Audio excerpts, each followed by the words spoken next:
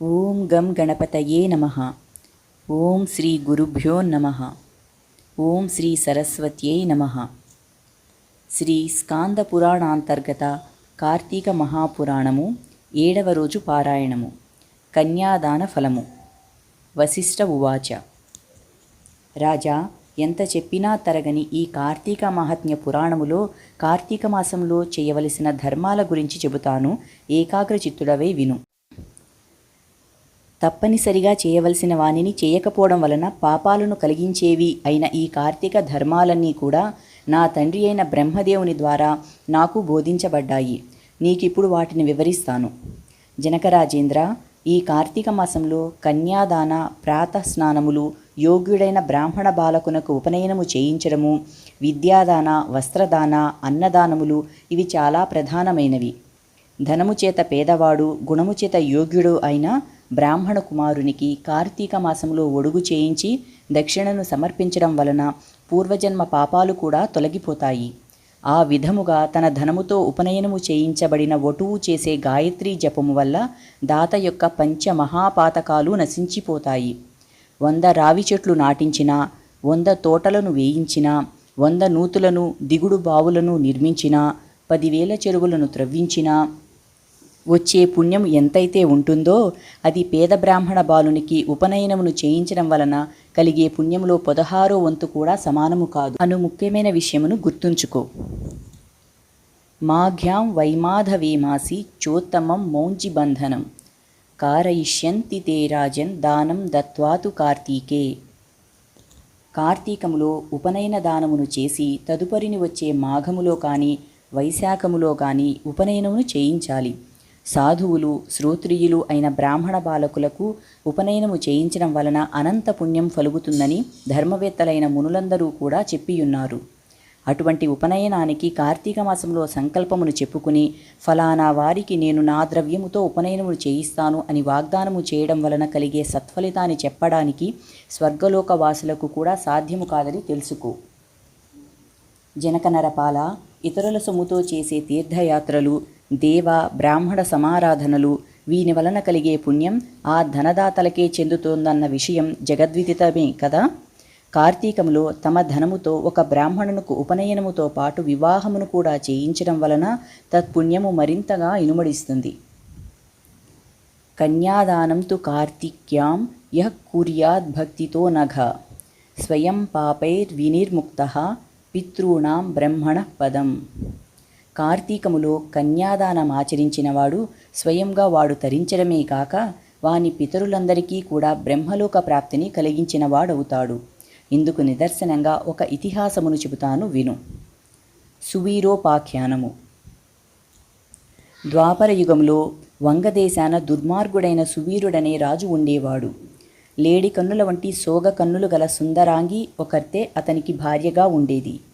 దైవయోగము వలన సువీరుడు దాయాదులచే ఓడింపబడినవాడై రాజ్యభ్రష్టుడై అర్ధాంగి అయిన సుందరాంగితో సహా అడవులలోకి పారిపోయి కందమూలాదులతో కాలము గడుపుకోసాగాడు.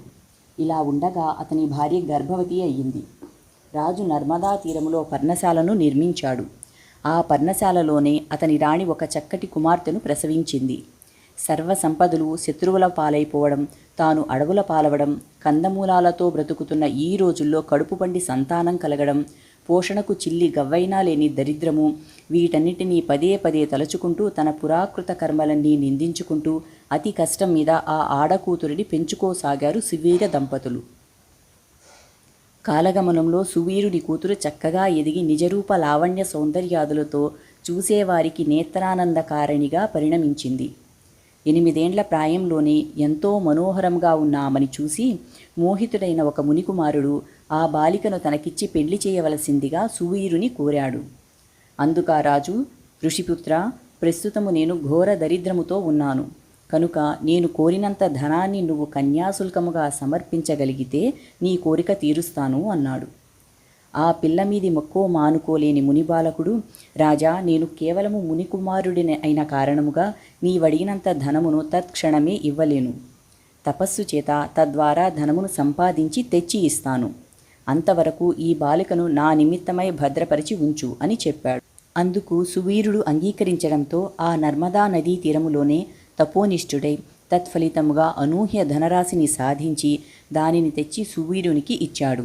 ఆ సొమ్మునకు సంతృప్తి చెందిన రాజు తమ ఇంటి ఆచారము ప్రకారముగా తన కూతురును ఆ మునియువకునికి ఇచ్చి ఆ అరణ్యములోనే కళ్యాణమును జరిపించేశాడు. ఆ బాలిక భర్తతో కలిసి వెళ్ళిపోయినది. తత్కన్యా విక్రయ ద్రవ్యముతో రాజు తన భార్యతో సుఖముగా ఉండసాగాడు. తత్ఫలితముగా సువీరుని భార్య గర్భిణి అయి మళ్ళా ఒక ఆడపిల్లను కన్నది. అందుకు రాజు ఆనందించాడు. పెద్ద పిల్లను అమ్మి ధనమును రాబట్టినట్లే ఈ పిల్ల ద్వారా కూడా మరింత ద్రవ్యమును సంపాదించవచ్చునని సంతోషించాడు. బిడ్డ ఎదుగుతూ ఉంది. ఇదిలా ఉండగా ఒకానొక యతీశ్వరుడు నర్మదా స్నానానికై వచ్చి అక్కడి పర్ణశాలలో ఉన్న సువీరుని, అతని భార్యను, కుమార్తెను చూసి, ఓయి, నేను కౌండిన్య గోత్రజుడైన యతిని. ఈ అరణ్య ప్రాంతంలో సంసారయుతముగా ఉన్న నువ్వు ఎవరివి అని అడిగాడు. యతీంద్రుడి ప్రశ్నలకు జవాబుగా, అయ్యా, నేను వంగదేశాధీశుడనైన సువీరుడను. దాయాదుల వలన రాజ్యభ్రష్టుడనై ఇలా అడవిలో జీవిస్తున్నాను. న దారిద్ర్య సమం దుఃఖం న శోక పుత్ర మారణాత్ నచవ్యధానుగమనేన వియోగ ప్రియాపహాత్. దరిద్రం కన్నా ఏడిపించేది, కొడుకు చావు కన్నా ఏడవవలసినది, భార్యా వియోగం కన్నా బయటకు ఏడవలేని అంతఃశల్యం లాంటి దుఃఖం ఇంకేదీ ఉండదు. తమకు తెలిసినదే కదా. ప్రస్తుతం నేనా విధమైన 3 రకాల విచారాల వలన అమిత దుఃఖితుడనై ఈ విధముగా కందమూల భక్షణముతో ఈ అరణ్యమే శరణ్యముగా బ్రతుకుచున్నాను. ఈ అరణ్యములోనే తొలిచూలుగా నాకొక కూతురు పుట్టినది. ఆమెనొక మునికుమారునికి విక్రయించి ఆ ధనముతో ప్రస్తుతానికి సుఖముగానే బ్రతుకుతున్నాను. ఇది నా 2వ కూతురు. ఈమె నా భార్య. నా గురించి ఇంకా ఏ వివరాలు కావాలో అడిగితే చెబుతాను అన్నాడు సువీరుడు. సువీరుడు ఇచ్చిన సమాధానానికి ఆశ్చర్యపోతూనే ఆ యతీంద్రుడు, ఓ రాజా, ఎంత పని చేశావు! మూర్ఖుడవై అగణితమైన పాపాన్ని ప్రోగు చేసి పెట్టుకున్నావు. కన్యాద్రవ్యేణ యో జీవే దసిపత్రం సగచ్చతి దేవాన్ ఋషీన్ పితృన్ క్వాపి కన్యా ద్రవ్యేణ తర్పయేత్ శాపం దాస్యంతి తే సర్వే జన్మ జన్మ న్యపుత్రతాం. ఆడపిల్లను అమ్ముకుని అలా వచ్చిన డబ్బుతో జీవించేవారు మరణానంతాన అసిపత్రం అని నరకము పాలు అవుతారు. ఆ సొమ్ముతో దేవ, ఋషి, పితృగణాలకు చేసిన అర్చన తర్పణాదుల వలన ఆ దేవ, ఋషి, పిత్రాదులందరూ కూడా నరకాన్ని చవి చూస్తారు. అంతేకాదు, కర్తకు జన్మ జన్మలకు కూడా పుత్ర సంతానము కలుగదని కూడా శపిస్తారు. ఇక అలా ఆడపిల్లలను అమ్ముకుని జీవించడమే వృత్తిగా పెట్టుకున్న వాళ్ళు ఖచ్చితముగా రౌరవ నరకములో పడతారు రాజా. సర్వేషామేవ పాపానాం ప్రాయశ్చిత్తం విదుర్బుధాః కన్యా విక్రయశీలస్య ప్రాయశ్చిత్తం న చోదితం. అన్ని రకాల పాపాలకు ఏవో కొన్ని ప్రాయశ్చిత్తాలు ఉన్నాయి. కానీ ఈ కన్యాశుల్కము అనబడే ఆడపిల్లను అమ్ముకునే మహాపాపానికి మాత్రం ఏ శాస్త్రములోనూ కూడా ఎటువంటి ప్రాయశ్చిత్తమూ లేదు. కాబట్టి సువీరా, ఈ కార్తీక మాసంలో శుక్లపక్షంలో నీ 2వ కుమార్తెకు కన్యాదాన పూర్వకముగా కళ్యాణము జరిపించు. కార్తీక మాసంలో విద్యా తేజశీల యుక్తుడైన వరునికి కన్యాదానమును చేసినవాడు గంగాది సమస్త తీర్థాలలోనూ స్నానదానాదులు చేయడం వలన కలిగే పుణ్యాన్ని యథోక్త దక్షిణాయుతముగా అశ్వమేధాది యాగములను చేసిన వాళ్ళు పొందే సత్ఫలాన్ని పొందుతాడు అని హితబోధ చేశాడు. కానీ నీచబుద్ధితో కూడుకొనిన ఆ సువీరుడు ఆ సజ్జన సద్బోధను కొట్టిపారవేస్తూ, బాగా చెప్పావయ్యా బాపడా, పుట్టినందుకుగాను పుత్రధార, గృహ, క్షేత్ర వాసోవసు రత్నాద్యలంకారాదులతో ఈ శరీరాన్ని పుష్టిపరిచి సుఖించాలే గాని ధర్మము ధర్మము అంటూ కూర్చుంటే ఎలాగా? అసలు ధర్మమంటే ఏమిటి? దానమంటే ఏమిటి? ఫలమంటే ఏమిటి? పుణ్యలోకాలంటే ఏమిటి? అయ్యా ఋషిగారు, ఏదో రకంగా డబ్బును సంపాదించి భోగాలను అనుభవించడమే ప్రధానము. పెద్ద పిల్ల విషయంలో కంటే అధికముగా ధనమిచ్చేవానికే నా చిన్నపిల్లను కూడా ఇచ్చి పెండ్లి చేసి నేను కోరుకునే సుఖభోగాలన్నీ అనుభవిస్తాను. అయినా నా విషయాలన్నీ నీకెందుకు? నీ దారిన నువ్వెళ్ళు అని కసిరికొట్టాడు. అంతటితో ఆ తాపసి తన దారిన తాను వెళ్ళిపోయాడు. శృతకీర్త్యోపాఖ్యానము. ఈ సువీరుని పూర్వీకులలో శృతకీర్తి అనే రాజొకడు ఉన్నాడు. సమస్త సద్ధర్మ ప్రవక్త, శతాధిక యాగకర్త అయిన ఆ శృతకీర్తి తన పుణ్య కార్యాచరణాల వలన స్వర్గములో ఇంద్రాదుల చేత గౌరవింపబడుతూ సమస్త సుఖాలను అనుభవిస్తున్నాడు. సువీరునికి యముడు విధించిన శిక్ష కారణముగా యమదూతలు స్వర్గము చేరి అక్కడ సుఖిస్తున్న శృతకీర్తి యొక్క జీవుని పాశెబద్దును చేసి నరకానికి తీసుకుని వచ్చారు. ఆ చర్యకు ఆశ్చర్యపడిన శృతకీర్తి యముని ముంగట నిలబడి, స్వర్గంలో ఉన్న నన్ను ఇక్కడెందుకు రప్పించావు? నేను చేసిన పాపమేమిటి అని నిలదీసి అడిగాడు. మందహాసము చేశాడా మహాధర్ముడు. ఇలా చెప్పసాగాడు. శృతకీర్తి, నువ్వు పుణ్యాత్ముడవే, స్వర్గార్హుడవే. కానీ నీ వంశీకుడైన సువీరుడనేవాడు కన్యను విక్రయించాడు. అతగాడు చేసిన మహాపాపం వలన అతని వంశీకులైన మీరంతా నరకానికి రావలసి వచ్చినది. అయినా వ్యక్తిగతముగా అత్యధిక పుణ్యాత్ముడవైనందువలన నీకొక అవకాశాన్ని ఇస్తున్నాను. పరమ పాపకృత్యమును చేసిన సువీరుని రెండవ కుమార్తె నర్మదా నదీ తీరాన గల పర్ణశాలలో తన తల్లితో జీవిస్తూ ఉన్నది. ఆ బిడ్డకు ఇంకా వివాహము కాలేదు. కాబట్టి నువ్వు నా అనుగ్రహం వలన దేహి భూలోకవాసులకు గుర్తించే శరీరివై అక్కడకు వెళ్ళి అక్కడ యోగ్యుడైన వరునికి ఇచ్చి కన్యాదాన విధానముగా పెండ్లిని జరిపించు. శృతకీర్తి, ఎవడైతే కార్తీక మాసములో సర్వాలంకార భూషితయైన కన్యను యోగ్యుడైన వరునికి దానము చేస్తాడో వాడు లోకాధిపతితో తుల్యుడవుతాడు. అలా కన్యాదానమును చేయాలనే సంకల్పము ఉండి కూడా సంతానము లేనివాడు బ్రాహ్మణ కన్యాదానానికి గాని కన్యాదానం అందుకోబోతున్న బ్రాహ్మణునికి గాని ధన సహాయము చేసినట్లయితే ఆ ధనదాత కన్యాదాత పొందే ఫలాన్నే పొందుతాడు. అంతేకాదు, స్వలాభాపేక్ష రహితులై 2 పాడి ఆవులను చెల్లించి కన్యను కొని ఆ కన్యను చక్కటి వరుణకిచ్చి పెండ్లి చేసేవారు కూడా కన్యాదాన ఫలాన్నే పొందుతారు. కాబట్టి ఓ శృతకీర్తి, నీవు తత్క్షణమే భూలోకానికి వెళ్ళి సువీరుని ద్వితీయ కుమార్తెను ఎవరైనా సద్బ్రాహ్మణునకు కన్యామూల్యముగా దానము చేసినట్లయితే తద్వారా నువ్వు, నీ పూర్వీకులు, ఈ సువీరాదులు కూడా నరకం నుండి విముక్తి పొందుతారు అని చెప్పాడు. ధర్ముని అనుగ్రహం వలన దేహదారి అయిన శృతకీర్తి వెనువెంటనే భూలోకములోని నర్మదా నదీ తీరాన్ని చేరి అక్కడి పర్ణశాలలో ఉన్న సువీరుని భార్యకు హితవులు గరిపి వారి ద్వితీయ సంతానమైన ఆడపిల్లను సువర్ణాభరణ భూషితమును చేసి శివప్రీతిగా శివార్పణమస్తు అనుకుంటూ ఒకానొక బ్రాహ్మణునికి కన్యాదానముగా అర్పించాడు. ఆ పుణ్య మహిమ వలన సువీరుడు నరకపీడా విముక్తుడై స్వర్గమును చేరి సుఖించసాగాడు. తదనంతరము శృతకీర్తి 10 మంది బ్రహ్మచారులకు కన్యామూల్యమును ధారబోయడం వలన వారి వారి పితామహాది వర్గాల వారంతా కూడా విగత పాపులై స్వర్గాన్ని పొందారు. అనంతరము శృతకీర్తి కూడా యథాపూర్వకముగా స్వర్గము చేరి తన వారిని కలిసి సుఖించసాగాడు. కాబట్టి ఓ జనక మహారాజా, కార్తీక మాసంలో కన్యాదానమును చేసేవాడు సర్వ పాపాలను నశింపచేసుకుంటాడనడంలో ఏమాత్రమూ సందేహము లేదయ్యా.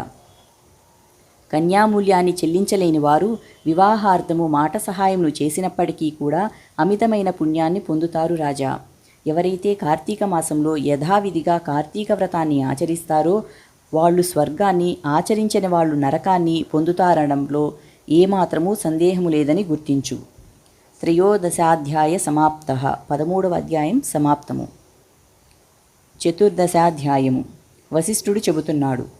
మిథిలాధీశ, కార్తీక మాసమంతా పూర్వోక్త సర్వధర్మ సంయుతంగా కార్తీక వ్రతాన్ని ఆచరించలేకపోయినప్పటికీ కూడా ఎవరైతే కార్తీక పౌర్ణమి నాడు వృషోత్సర్గం చేస్తారో వారి యొక్క జన్మాంతర పాపాలన్నీ కూడా నశించిపోతాయి.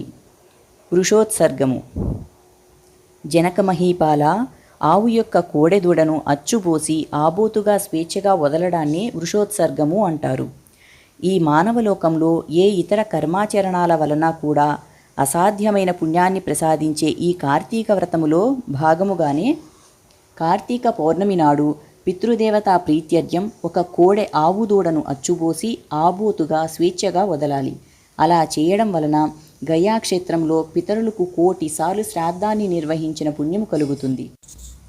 యః కోవా స్మత్కులే జాతః పౌర్ణమాస్యాం తు కార్తీకే ఉత్పృజే వృషభం నీలం తేన తృప్తా వయం త్వితి కాంక్షంతి నృపశార్దూల పుణ్యలోకస్థితా అపి. పుణ్యలోకాలలో ఉన్న పితరులు సైతం తమ కులములో పుట్టినవాడెవడైనా కార్తీక పౌర్ణమి నాడు నల్లని గిత్తను అచ్చుబోసి వదిలినట్లయితే మనకు అమితానందం కలుగుతుంది కదా అని చింతిస్తూ ఉంటారు. రాజా, ధనికుడైనా సరే జీవితంలో ఒక్కసారైనా కార్తీక పౌర్ణమి నాడు వృషోత్సర్గము చెయ్యనివాడు అంధతా మిశ్రము అనే నరకాన్ని పొందుతాడు. గయా శ్రాద్ధము వలన కానీ ప్రతివర్షాబ్దికాల వల్ల కానీ తీర్థస్థలాల్లో తర్పణం వల్ల గాని ఈ వృషోత్సర్గంతో సమానమైన ఆనందాన్ని పితరులు పొందరని, గయాశ్రాద్ధ వృషోత్సర్గాలు రెండూ సమానమేనని పెద్దలు చెప్పినా వృషోత్సర్గమే ఉత్తమమైనదని తెలుసు. వివిధ దానములు.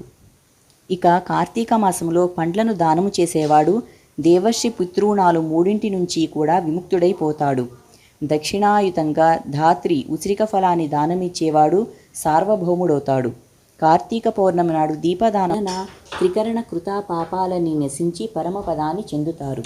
కార్తీక పౌర్ణమి నాడు లింగదానము సమస్త పాపహారకము, అత్యంత పుణ్యదాయకమే కాక ఈ దానము వలన ఈ జన్మలో అనేక భోగాలను అనుభవించి మరుజన్మలో చక్రవర్తిత్వాన్ని పొందుతారు. నిషిద్ధాహారాలు. అనంత ఫలదాయకమైన ఈ కార్తీక వ్రతాచరణ సదావకాశము అందరికీ అంత తేలికగా లభ్యము కాదు.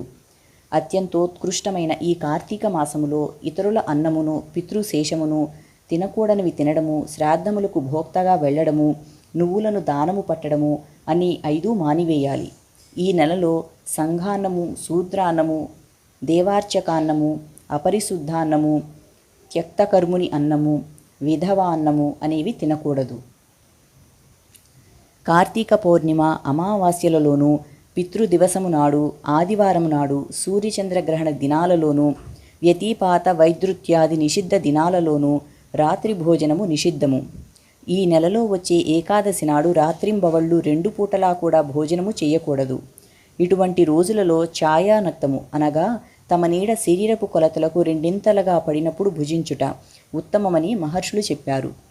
పరమ పవిత్రమైన ఈ కార్తీకములో నిషిద్ధ దినాలలో భుజించేవారి పాపాలు అగణితముగా పెరిగిపోతాయి. అందువలన కార్తీకములో తైలాభ్యంగనము, పగటి నిద్ర, కంచుపాత్రలో భోజనము, పరాన్న భోజనము, గృహస్నానము, నిషిద్ధ దినాలలో రాత్రి భోజనము, వేదశాస్త్ర నింద అనే ఈ 7 జరపకూడదు. సమర్థులై ఉండి కూడా కార్తీకములో నదీ స్నానము చేయకుండా ఇంటి దగ్గరనే వేడినీటి స్నానమును చేసినట్లయితే అది కళ్ళుతో చేసిన స్నానానికి సమానమవుతుందని బ్రహ్మశాసనము. సూర్యుడు తులలో ఉండగా నదీ స్నానమే అత్యంత ప్రధానము. చేరువులో నదులు లేనప్పుడు మాత్రము చెరువులో గాని, కాలువలలో గాని, నూతి వద్ద గాని గంగా, గోదావరియాది మహానదులను స్మరించుకుంటూ స్నానం చేయవచ్చును. ఎక్కడ చేసినా ప్రాతకాలంలోనే స్నానమును చేయాలి. అలా చేయని వాళ్ళు నరకాన్ని పొంది అనంతరము చండాలపు జన్మను ఎత్తుతారు. గంగానది స్మరణమును చేసి, స్నానమును చేసి, సూర్యమండలగతుడైన శ్రీహరిని ధ్యానించి, ఆ విష్ణుగాథా పురాణాదులను ఆలకించి ఇంటికి వెళ్ళాలి. పగలు చేయవలసిన పనులన్నీ ముగించుకుని సాయంకాలము మరలా స్నానమును చేసి, ఆచరించి, పూజాస్థానములో పీఠమును వేసి, దానిమీద ఈశ్వరుని ప్రతిష్ఠించి, పంచామృత, ఫలోదక, కుశోదకాలతో మహాస్నానమును చేయించి షోడశోపచారాలతోనూ పూజించాలి. జనక మహారాజా, ఈ విధంగా షోడశోపచారాలతో కానీ లేదా నెల పొడుగునా ప్రతిరోజు సహస్రనామయుతంగా కానీ శివపూజ చేసి, పూజ యొక్క చివరిలో పార్వతీకాంత దేవేశ పద్మజార్చ్యాంఘ్రి పంకజ అర్ఘ్యం గృహాణ దైత్యారే దత్తం చేద ఉమాపతే అనే మంత్రముతో అర్ఘ్యమును ఇవ్వాలి. అనంతరం యథాశక్తి దీపములను సమర్పించి శక్తివంచన లేకుండా బ్రాహ్మణులకు దానమును ఇవ్వాలి. ఈ ప్రకారంగా కార్తీకము నెల్లాళ్ళు కూడా బ్రాహ్మణ సమేతంగా నక్తవ్రతాన్ని ఆచరించేవాడు 100 వాజపేయాలు వెయ్యేసి సోమాశ్వమేధాలు చేసిన ఫలాన్ని పొందుతాడు. కార్తీకమంతా ఈ మాస నక్త వ్రతాచరణ వలన పుణ్యాధిక్యత, పాపనాశనం అవలీలగా ఏర్పడతాయనడంలో ఎటువంటి సంకోచమూ లేదు. కార్తీక చతుర్దశి నాడు పితృప్రీతిగా బ్రాహ్మణులకు భోజనము పెట్టడం వల్ల వాళ్ల యొక్క పితాళ్లందరూ కూడా సంతృప్తులవుతారు. కార్తీక శుద్ధ చతుర్దశి నాడు ఔరసపుత్రుడు చేసే తిలతర్పణం పితృలోకము సర్వము తృప్తి చెందుతుంది. ఈ చతుర్దశి నాడు ఉపవాసం ఉండి శివారాధన చేసి తిలలను దానము చేసినవాడు కైలాసానికి క్షేత్రాధిపతి అవుతాడు. ఈ కార్తీక వ్రతాన్ని ఆచరించిన వాళ్ళు తప్పకుండా తమ పాపాలను పోగొట్టుకున్న వాళ్ళై మోక్షగాములవుతారు. జనక మహారాజా, కార్తీక పురాణములో ముఖ్యంగా ఈ 14వ అధ్యాయాన్ని శ్రద్ధాభక్తులతో చదివినా వినినా కూడా వాళ్ళు సమస్త పాపాలకు ప్రాయశ్చిత్తము చేసుకోవడం ద్వారా కలిగే ఫలితాన్ని పొందుతారు. ఏవం శ్రీ స్కాంద పురాణాంతర్గత కార్తీక మాహాత్మ్యే 13వ చతుర్దశ్యాధ్యాయౌ సమాప్తం. 7వ రోజు పారాయణం సమాప్తము. స్వస్తి.